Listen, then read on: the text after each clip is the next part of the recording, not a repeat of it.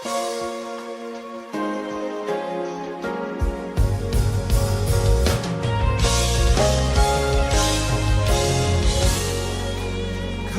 unto me, open up your heart and worship. I am drawing you to me. Don't hesitate. Bien-aimés dans le Seigneur, je vous dis bonjour.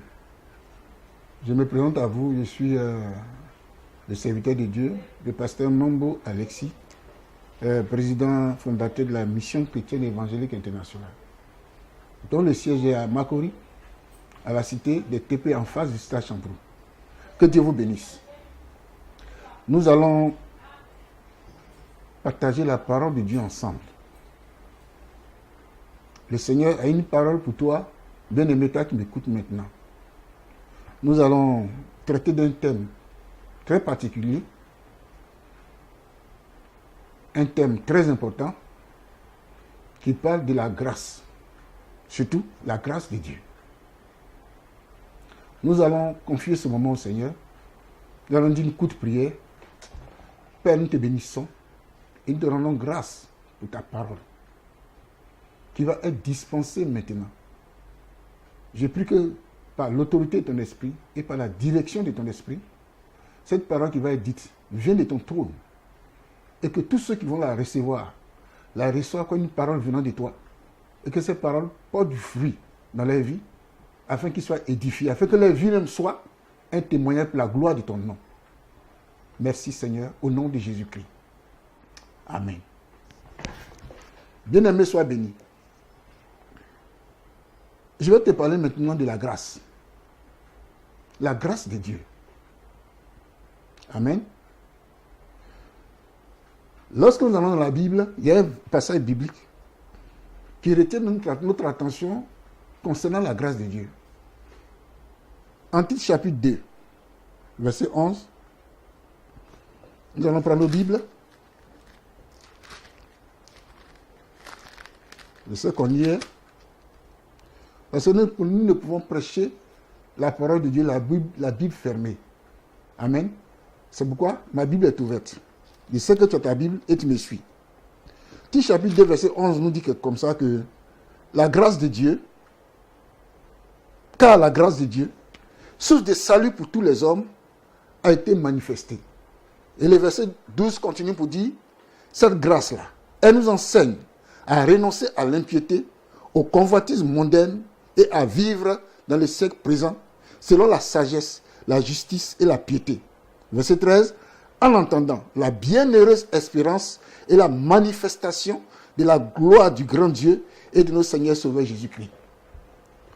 Bien-aimé, qu'est-ce que c'est que la grâce? D'aucuns diraient que la grâce est une faveur imméritée. Une faveur qu'on ne mérite pas. Amen. Mais cette grâce-là a plusieurs sens. La Bible parle de rendre grâce à Dieu. Rendre grâce à Dieu, être reconnaissant à Dieu, remercier le Seigneur pour tout ce qu'il a bien fait, comme le disons communément, nous faisons des cultes d'action de grâce. Pour dire merci à Dieu, pour lui être reconnaissant pour tout ce qu'il fait pour nous. N'est-ce pas? Souvent, on entend des chrétiens dire, j'ai reçu ceci, j'ai reçu telle offrande, j'ai reçu telle bénédiction par la grâce de Dieu. Dieu nous fait grâce. Et souvent, on remercie le Seigneur avec des actions de grâce pour répondre, pour dire notre reconnaissance au Seigneur pour tout ce qu'il fait pour nous. Et pour cela, nous organisons souvent des actions de grâce. Amen. On peut parler de grâce. Parler de grâce présidentielle pour des condamnés à mort. Dans certains pays où la condamnation à mort est instituée, seul le président de la République peut faire grâce aux prisonniers. On parle aussi de grâce. Mais le thème qui nous intéresse maintenant, c'est la grâce de Dieu. Cette grâce dont parle l'apôtre Paul dans son épître à son fils Tite. Amen. Et Paul dit comme ça que la grâce, celle de Dieu, la grâce qui découle de Dieu, est source de salut. Amen. Source de salut pour tous les hommes. Et que cette grâce-là a été manifestée. Donc, la grâce de Dieu est toute autre chose quand on parle de la grâce de Dieu. Paul nous dit que la grâce de Dieu sauve. Elle est source de salut pour tous les hommes sans exception. Et cette grâce-là a été manifestée. Je retiens 2 éléments dans ces passages bibliques. Premièrement, la grâce qui découle de Dieu est source de salut. De quel salut parle-t-on? On parle du salut de l'humanité. Le salut de tous ceux que la grâce de Dieu a touchés. Le salut que reçoit celui que la grâce de Dieu a visité. La grâce de Dieu, cette grâce-là est source de salut. Et cette grâce-là, la Bible dit, Paul nous dit qu'elle a été manifestée. C'est-à-dire, cette grâce a été rendue publique. Cette grâce a été révélée aux hommes. Cette grâce-là a été mise à la disposition de tous les hommes. Cette grâce-là a été rendue publique. Amen.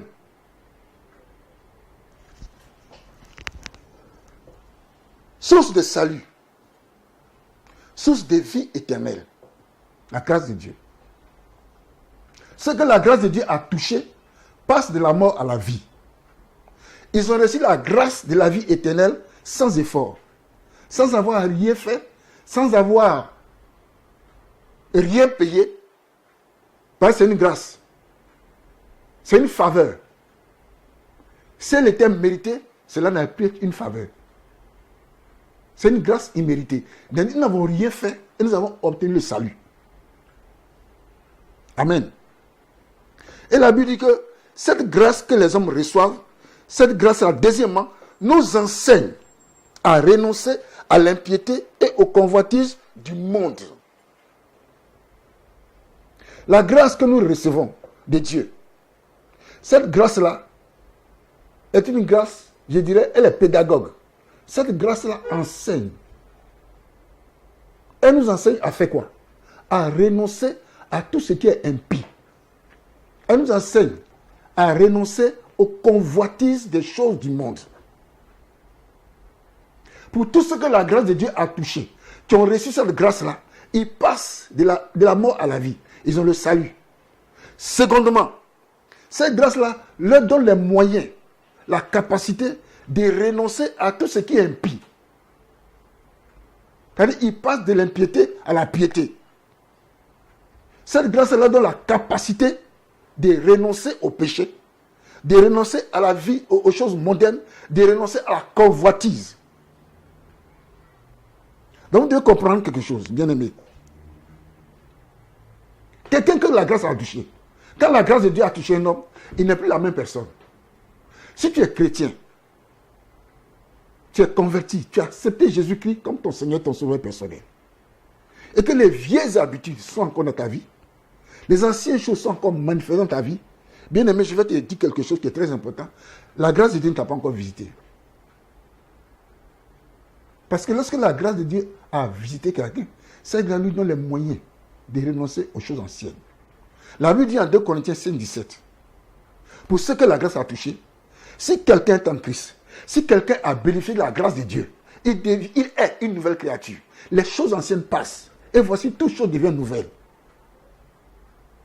La grâce, je pourrais même dire, c'est la capacité de renoncer au péché. La capacité de renoncer à tout ce qui est impie. La capacité de renoncer aux convoitises du monde. Donc la grâce a un résultat dans la vie de quelqu'un. Quand quelqu'un a changé de vie, quand quelqu'un a changé de comportement, lorsque quelqu'un marche en nouveauté de vie et qui peut faire la volonté de Dieu, c'est la preuve qu'il a été visité par la grâce. Bien-aimé, sans la grâce de Dieu, tu ne peux pas cesser de fumer. Sans la grâce de Dieu, tu ne peux pas arrêter d'être adultère si tu l'as été. Sans la grâce de Dieu, tu ne peux pas arrêter d'être impudique. Sans la grâce de Dieu, tu ne peux pas arrêter d'être impie. Si tu as vaincu ces choses, c'est que la grâce de Dieu t'a visité. Parce qu'elle nous enseigne elle donne la capacité, les moyens de renoncer à l'impiété, aux convoitises des choses du monde. Amen. Bien aimé, c'est très important. Ensuite, non seulement la grâce nous donne la capacité de renoncer à l'impiété et aux convoitises mondaines, mais à vivre dans le siècle présent selon la sagesse et la justice de la piété. C'est-à-dire, la grâce te donne la capacité de vivre dans le siècle présent, de vivre maintenant, de vivre au présent, selon la sagesse, la justice et la piété qui découlent de la grâce. Et le verset 13 dit, en entendant la bienheureuse espérance et la manifestation de la gloire de Dieu. Celui qui attend la bienheureuse espérance et la manifestation de la gloire du grand Dieu et de notre Seigneur Jésus-Christ, c'est celui qui vit dans la grâce de Dieu. La grâce de Dieu te positionne, te donne la position de celui qui est en attente de la manifestation de la gloire du grand Dieu et de notre Seigneur Jésus-Christ.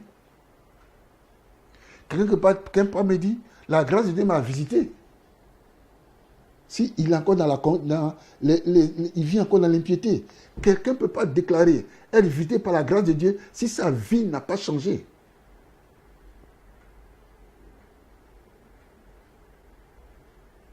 La grâce de Dieu, source de salut, nous fait passer d'une source à une autre source.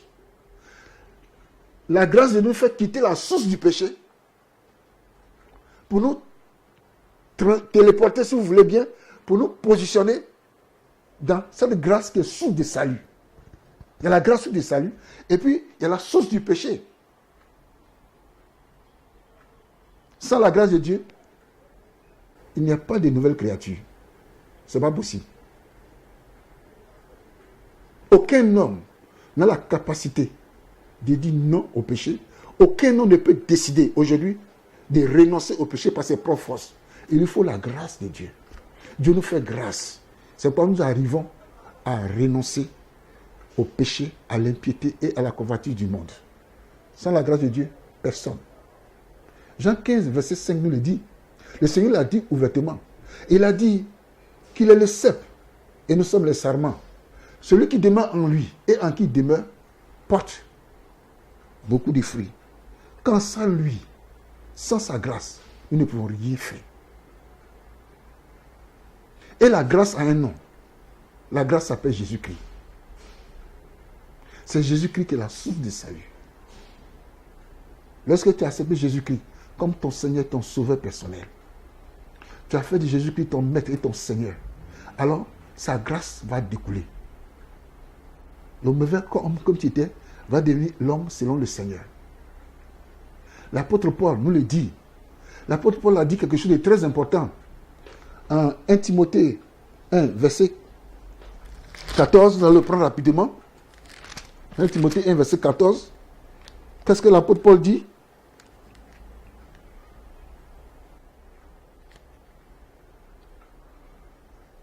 À partir du verset 12, 1 Timothée 1, 12.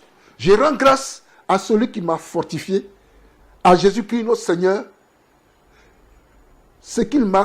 de ce qu'il m'a jugé fidèle. Verset 13. En m'établissant dans le ministère, moi qui étais auparavant un blasphémateur, un persécuteur, un homme violent, mais j'ai obtenu miséricorde parce que j'agissais par ignorance dans l'incrédulité. Verset 14. Et la grâce de notre Seigneur a surabondé avec la foi et la charité qui est en Jésus-Christ. L'apôtre Paul parle de surabondance de la grâce.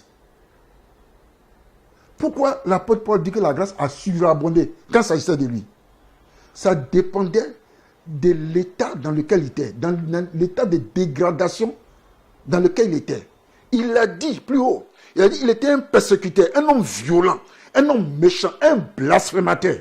Donc il fallait pour l'apôtre Paul une surabondance de la grâce pour qu'il sorte de là. La Bible le dit clairement. Le péché surabondait dans la vie de Paul. Donc il fallait une surabondance de grâce. Donc bien aimé, la grâce de Dieu a été rendue publique. La grâce de Dieu a été publiée dans un journal qui est la parole de Dieu, qui est la Bible, qui est à disposition. La grâce de Dieu nous est révélée par la Bible. Donc, bien-aimé, si la grâce de Dieu ne t'a pas touché, si tu as entendu ce message, pose-toi une seule question. Est-ce que j'ai été visité par la grâce? Si vraiment j'ai été visité par la grâce, qu'est-ce que la grâce de Dieu m'a enseigné? Parce que ceux qui ont été visités par la grâce, ils reçoivent l'enseignement que dans la grâce. Parce que l'apôtre Paul dit, elle nous enseigne à renoncer. Est-ce que tu as reçu l'enseignement qui t'amène à renoncer à l'impiété, à la convoitise mondaine? Bien aimé, je termine pour te dire que toi qui m'écoutes, toi qui n'as pas encore reçu le Seigneur Jésus-Christ comme ton Seigneur, ton sauveur personnel, il est temps. Il est temps que tu acceptes Jésus-Christ maintenant. Parce que tu ne sais pas quand la mort viendra t'enlever de la surface de la terre. Tu ne sais pas à quel moment la mort va te happer. Bien-aimé, c'est maintenant qu'il faut accepter Jésus-Christ comme ton Seigneur sauveur et sauveur personnel. Peut-être que tu n'auras pas une seconde occasion. L'occasion t'est donnée maintenant de passer de la mort à la vie, d'accepter Jésus-Christ et échapper à la condamnation éternelle. Accepte Jésus-Christ pour que cette grâce dont je viens de te parler te soit manifestée, te soit accordée. Mais bien aimé, pour vous qui êtes en Jésus-Christ, pour vous qui croyez être en Jésus-Christ, pour vous qui allez à l'église pendant des années, si votre caractère n'a pas changé, si vos vieilles habitudes sont encore là, j'aimerais vous dire, si c'est une révélation, retenez-la, que la grâce de Dieu ne vous a pas encore visité. On ne va pas à l'église pour aller à l'église. On doit rechercher cette grâce qui nous donne la capacité de renoncer à l'impiété et à la convoitise des choses du monde. Que Dieu vous bénisse.